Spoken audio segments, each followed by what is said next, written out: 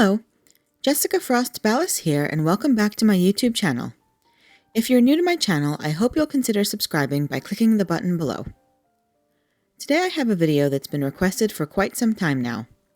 I'm sharing 20 clever tips to improve your ink blending and showing you how you can take your ink blending from this to this. And yes, that was one of my cards from 2015 that I was super proud of back then, but it kind of makes me cringe now. I'm also sharing a few ways you can salvage ink-blended backgrounds that might not have turned out quite the way you wanted them to. So let's get started. My first tip is to start with a well-inked and juicy ink pad. This seems kind of obvious, but it's something that is easily overlooked. I use my Oxide inks almost daily, and I'd say that I add re-inker to my most used pads at least once a month. When re-inking, especially with oxides, make sure you shake the re-inker really well until you can see that the two liquids have mixed together. There's a ball inside the bottle, and you really want to make that rattle back and forth so you know the contents are well mixed. Then I simply apply a few lines of re-inker to the pad. If it immediately soaks into the pad like it's doing here, then you know your ink pad is super dry. If you're not sure about your ink pad, just do a little test drop in the center. If it soaks in immediately, then you need to add ink. If it sits on top, then I use the bottle tip to spread it around a bit and then close the lid because that pad doesn't need to be re-inked. I purposefully didn't ink this picked raspberry pad last month so that I could show you what a dry pad looks like. Once it's inked, you can use it immediately as long as you make sure that your blending tool is evenly covered and you blot off the excess ink. My second tip is if you're a beginner or you're struggling with ink blending, make things easier for yourself and use Distress Oxide or Reactive inks. You can absolutely ink blend with dye, pigment, or hybrid inks, but these are just so much easier to use. And it just helps to get comfortable with the feel of ink blending with these inks before moving on to the trickier types of ink. And there are so many different techniques that you can do with both types of inks that I highly recommend them for your craft stash over any other colored ink pad. You can see a few examples of ink blending here using Distress Oxides and Reactive inks. These inks are vibrant, creamy, and to use a Laura Basson phrase, they just blend like butter. As you can see with these examples, I can easily blend similar or contrasting colors without getting any muddy mixes. I have a video coming up sharing some of my favorite ways to use Oxide and Reactive inks, so make sure you're subscribed to my channel and have your notifications turned on so you don't miss that one. Also, I don't use them quite as much anymore, but your regular Distress inks are also great for blending, and I'd say a few steps above dye inks and one step below Oxide inks for ease of use when blending. I'll link a Distress ink blending video above so you can see how easily they blend. My next tip is to choose the right blending tool for you. There are lots of tools on the market these days, and there's one out there that will be right for you. The traditional blending tool from Ranger uses flat foams that stick to the Velcro. My personal preference is the traditional blending tool from Ranger, but with a domed blending pad from scrapbook.com. I used the flat foams for years, and there's nothing wrong with them, but I just find that I get a smoother and easier blend with the domed pad, especially when using non-distress or reactive inks. They just keep you from getting those darn sharp lines and edges from the side of the flat foam. They're a bit pricier than the Ranger foams, but you can often find them on sale over at scrapbook.com. I find that they last a bit longer when you have a heavy hand like I do. There are also daubers of various sizes and ergonomic brushes, and tons of blending brushes with handles if the Ranger tool and foams don't work for you. I keep a set of tiny daubers for blending small areas, but in general those don't work well for me for large areas. Again, I tend to reach more for the Ranger blending tool. But if I'm aiming for a light hand or a very pale blended background, I'll grab the blending brushes from Rabbit Hole Designs. They're super affordable, have a little bit of give in the handle, and they're really densely bristled, which gives a nice smooth finish. I'll share a video showing these in action soon because they're really outstanding. And finally, since I do a ton of ink blending, I do own a blending tool for each Distress Oxide ink and ink color. It just saves me a ton of time when working. For ease of use, I painted the handles of my Oxide tools with a light gray acrylic paint to match the color of the Oxide ink pad. I store my tools in nail polish holders that fit 15 tools per holder. 4 of them fit perfectly in a drawer in my Alex drawer base. Inside the holder, I have a square piece of scrap cardstock cut to fit to absorb any excess ink left on my tool. I also printed the labels from the Ranger website onto sticker paper and have one on the top of each tool and one in each holder so I know where to put the tools when I'm done.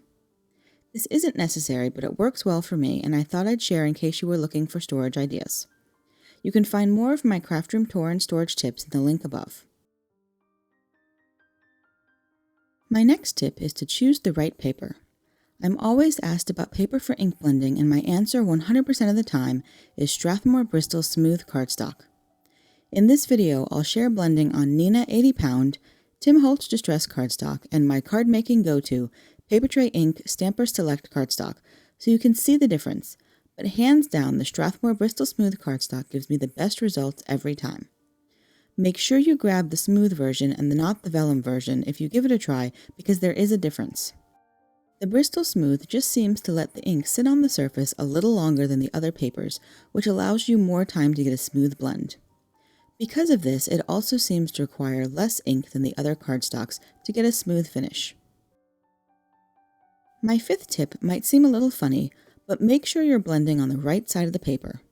It's hard to see with some cardstock, but you can almost always feel that one side of the cardstock just feels smoother than the other. Some cardstock, like the Distress cardstocks, obviously has a smooth and rough side that's actually visible, but before you start, run your finger over both sides of the paper and make sure you're working on the side that feels the smoothest. You can also drag a clean blending pad over the surface of the cardstock. The side that allows the pad to move the easiest is the smoothest side. When you work with colored pencils, you want a certain amount of tooth to the paper. When you're ink blending and want a super smooth finish, you want the exact opposite. My next tip is a bit controversial, not really, but hear me out. I recommend always working over a piece of scrap paper. I use cheap printer paper and I reuse sheets until they're practically covered with ink. Generally, I use clean sheets on video so that it's not messy and it's easy to look at, but you can reuse them over and over. I know some people recommend working on a slick craft mat or the glass mat that my scrap paper is currently sitting on, but here's why I don't like to do that.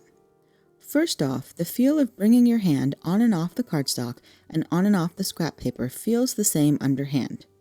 So your blending tends to not change when the surface changes, which is important for avoiding sharp lines. Moving from cardstock to a glass mat is a totally different feeling. The blending foam tends to then catch and hesitate on the glass mat and just completely flies on the slick mats. Neither one gives you a steady, consistent feel from surface to cardstock. And the second reason, I just feel like it gets super messy when you're ink blending on a craft mat or a glass mat. If you're already a crafter like me, who is prone to getting inky smudges on your project, you don't want to introduce a slick surface that the ink is just sitting on top of. That's like asking for an accident to happen. Yes, you're creating more waste by using scrap paper, but again, once the ink dries, you can use that paper over and over without worries about smudging ink, and it's less of a waste, in my opinion, than having to ink blend several times on expensive cardstock because you smudged and ruined the first.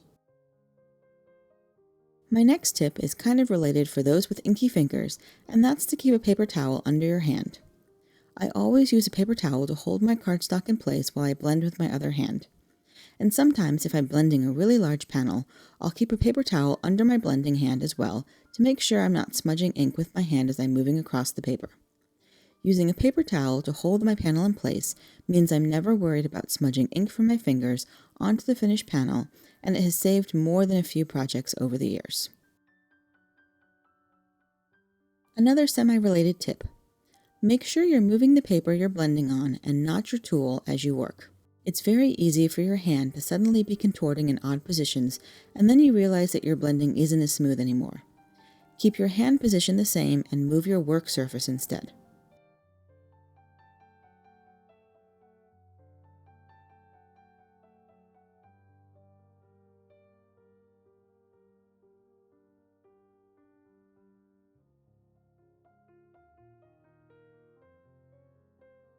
Okay, so now we're prepped and actually ready to start blending.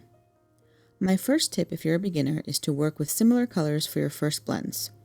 Don't immediately try to blend purple and orange, but stick with shades of blue or pinks or similar colors. It's much easier to achieve a smooth blend with similar colors. Also, if needed, use a pencil to mark approximate color changes on your scrap paper so that you don't go too far blending with one color. This was something I had a tendency to do a lot when I first started blending.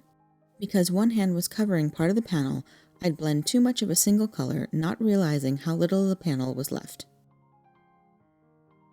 And when you start, make sure you fully saturate your blending foam by rubbing it into the pad and then blot off the excess ink before you bring it to the paper. If your blending foam is fully saturated and your ink pad is nice and juicy, you should almost see an impression of the foam on your scrap paper like you see here.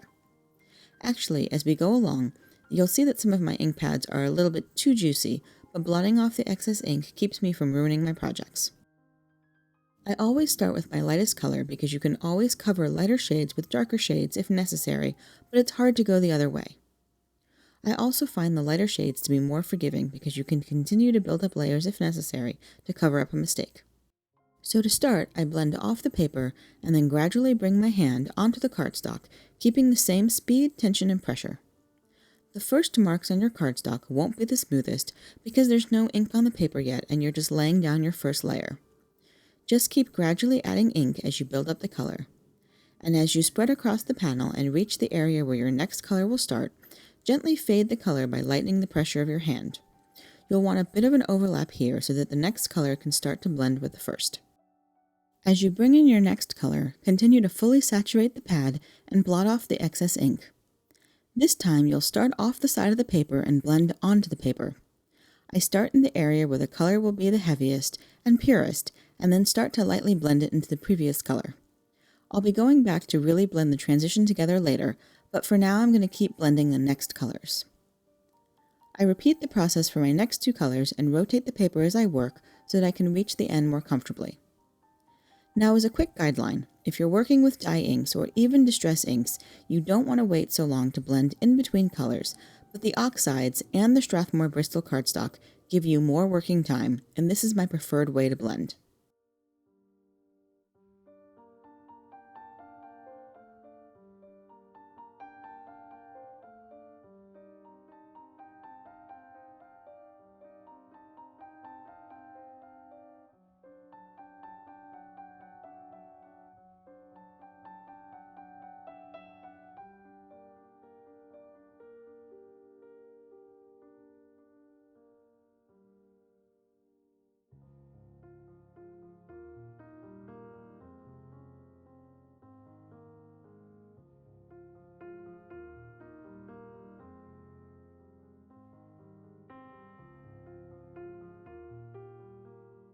After I've laid down my initial layer of color, I start again with my lightest color and add a second layer. At this point, I also move more into the second color so that the colors start to blend. I'll go back and forth between the two colors to make sure the transition is seamless. If you find that you're getting too much ink on the wrong tool, you can simply blot it off on your scrap paper until it no longer shows the color when you blot it. Oxides are super forgiving in that way. Again, I just keep blending the colors together, making sure not to transfer too much of one color into a different color. I achieve this by keeping my ink blending tools clean and blotting off excess ink. I am most careful with my darkest colors as I don't want it to overtake the lighter.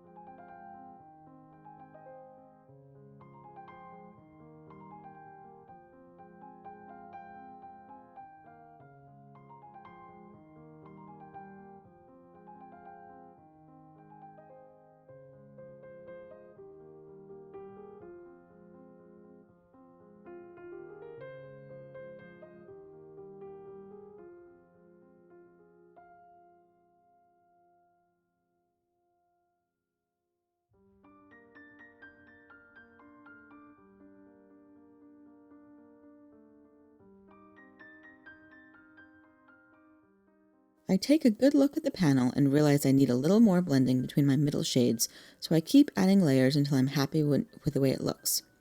And that's my first finished panel. Another quick tip for smooth blending. Make sure your blending foam, brush, or pad is well saturated. Of course, the more you use it, the faster this happens, but when you pull out a brand new foam, really press it into that ink pad and get the ink spread evenly across the surface of the foam and then blot it off before bringing it to your panel.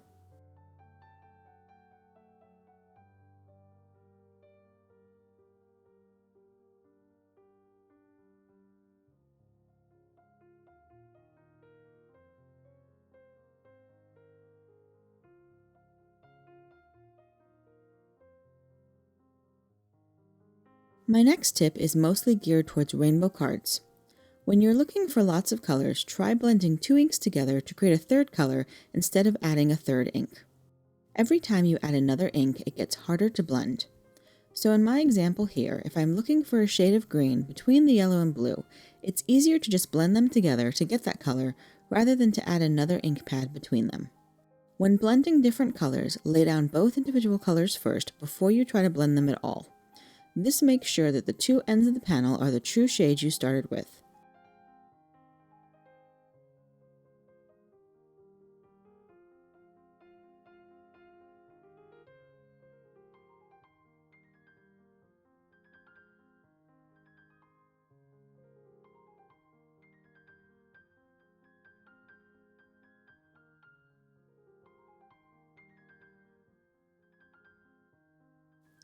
After you've laid down both colors, you can work on that gradual fade between them. Again, blot off any color that doesn't belong on your tool until it no longer shows. I find that the blend between colors works better and is more pleasing to the eye than adding in a third color. When I blend rainbow backgrounds, I generally only blend pink and/or red, yellow, blue, and purple. I let the blends between colors give me my orange, green, and indigo shades.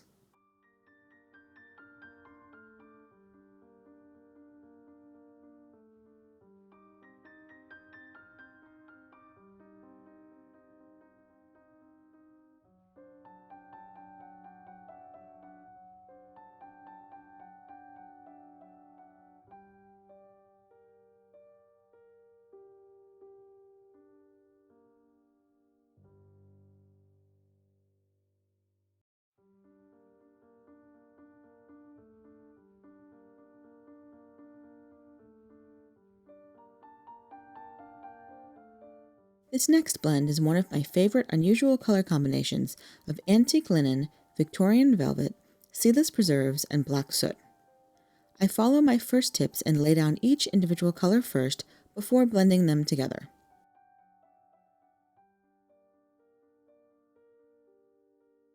My Victorian velvet ink pad is quite juicy, so the color is very strong in the first layer.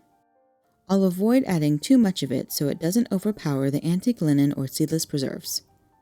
Every time I blend, I'm assessing how much ink I'm laying down, which ink pads might need re-inking soon, or if a foam pad might need replacing because I've worn it down too much, etc.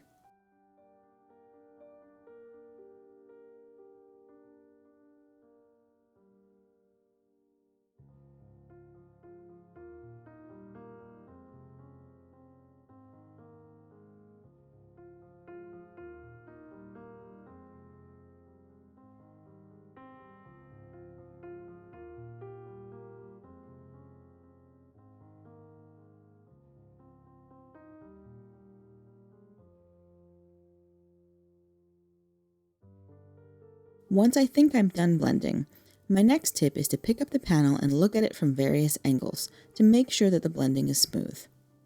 Often the one angle you're blending from will deceive you, so it's important to view it from different angles so you end up with the smoothest blend. If you start seeing any harsh lines develop, bring in the second color to soften it.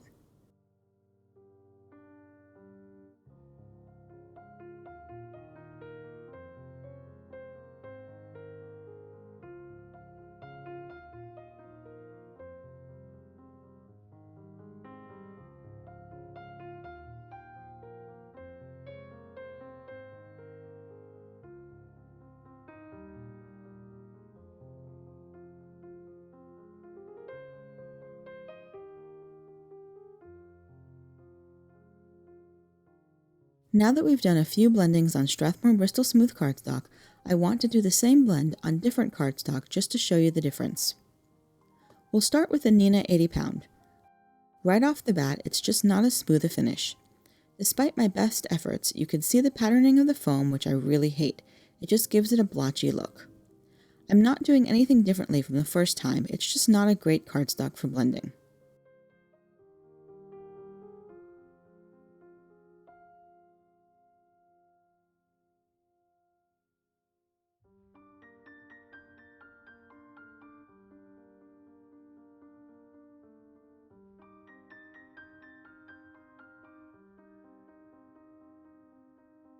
Next is the Distress cardstock from Ranger.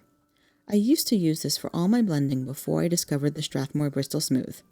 It does blend nicely, but it has a totally different texture from other cardstocks as it's designed to be used for watercoloring. One side is smoother than the other, but even the smooth side has much more texture than any of the other cardstocks. You can achieve a smooth blend, but as you can see, you'll still see that little bit of texture on the panel. It's a great look depending on what you're going for, but if you really just want a silky smooth blend, Bristol Smooth is still the winner.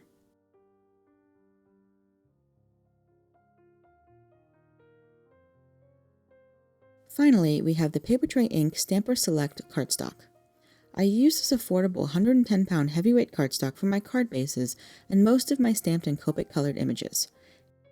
It's a great workhorse in my craft room, but unfortunately again, it's just not the greatest for ink blending. Now, full disclosure, the blends might be a little smoother on this and the Nina if I had done all my blending as I went along, rather than laying down the individual colors first and then blending between them. But as that's my preferred method for blending, this cardstock just doesn't cut it.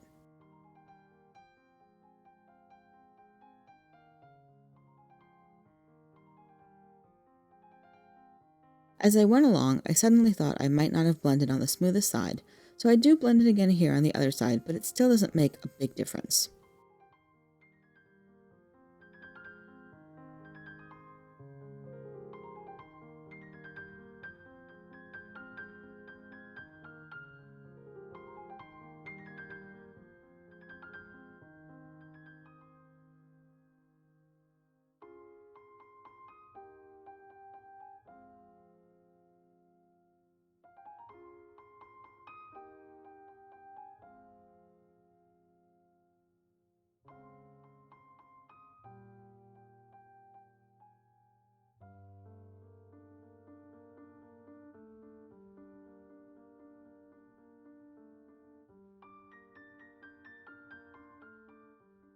So here are the 4 finished panels. Overall, they're not bad blends per se, and they can be salvaged and used for different things. They're just not my favorite.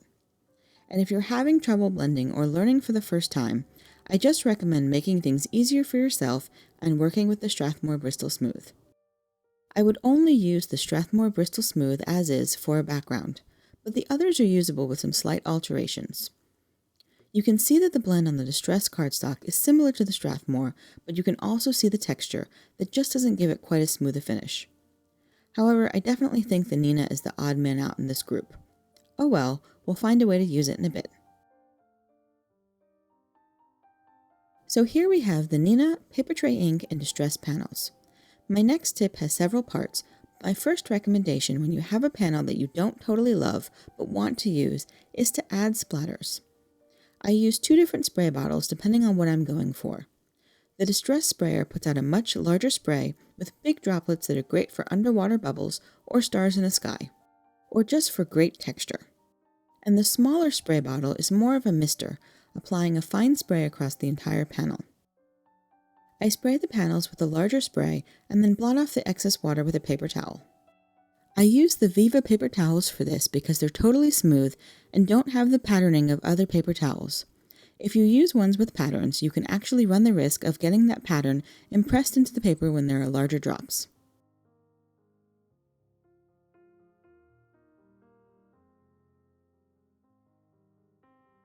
Next, I repeat the process but with a small spray bottle, and you can see the difference in the size of the droplets.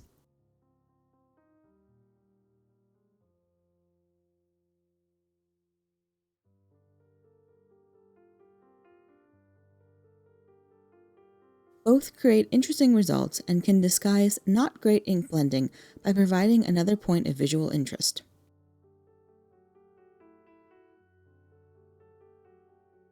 If that fails, you can use another one of my favorite tricks for fixing a blended panel, and that's to apply embossing powder across the entire panel. I love using Wow Hologram Clear Sparkle powder. I make sure my panel is completely dry so I don't get color on my ink pad, and then press my embossing pad all over the panel.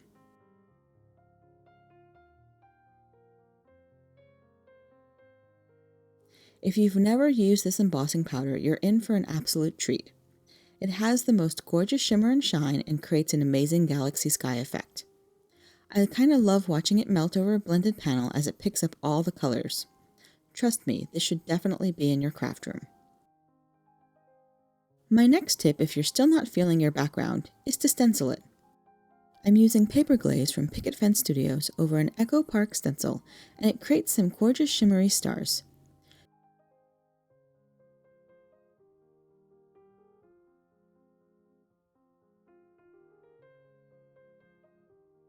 You can see how the layers we created with water splatters are still visible under the stenciling and provide a little more dimension and depth.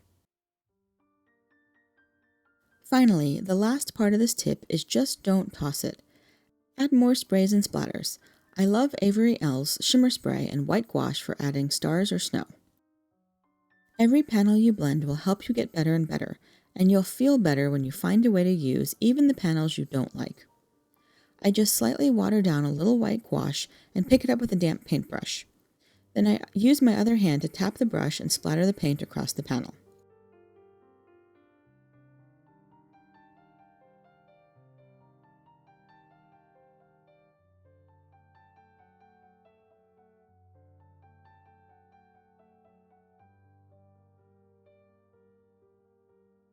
And my next tip, I'm still not feeling that Nina panel, but if all else fails, use it to die cut a sentiment or cover plate die.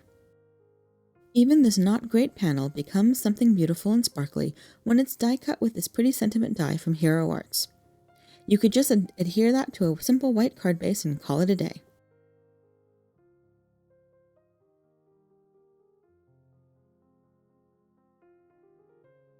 And my final and most important tip is to start with an oversized panel when you're blending. These particular examples aren't too bad, but often I see blended panels where you can really see where someone's hand came onto the panel from the matte paper they were blending from, and there are hard, harsh edges. And those are almost impossible to blend out, so you can have a beautifully smooth blended panel that has awful marks around the edge that may or may not be able to be hidden by the other card elements. And it also just gives you a little room for error in case you get a smudge or you blend too much of one color, or maybe the transition between colors is a little lopsided. I cannot count the number of times that I've saved a project by simply being able to trim off a tiny bit of one side or one edge.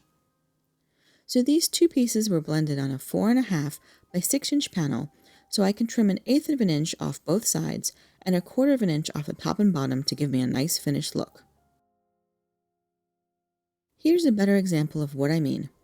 You can see that most of the blending looks pretty good, but the top and bottom are a bit sloppy, and I wouldn't be happy using it as a full panel on a card. But if you just trim that down to fit your A2 card base, suddenly it's perfect. And this is another reason why I love Strathmore Bristol Smooth cardstock.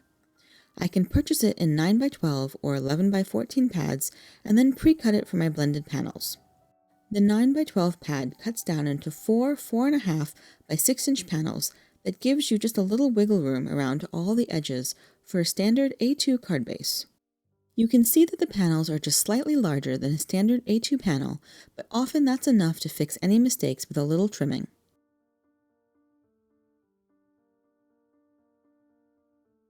And the 11 by 14 pad allows you to cut 2 slimline panels at 4 by 9 that will cut down to 3.5 by 8.5 and 2 4.5 by 6-inch panels for A2 bases. You can usually find the Strathmore Bristol Smooth pads at a great price on Amazon or Ellen Hudson, or even on sale with a big coupon at Michael's or Joann craft stores. I think I currently have 4 pads in my craft room, and maybe 2 pads already pre-cut because it's an absolute must-have for me and I never want to run the risk of running out.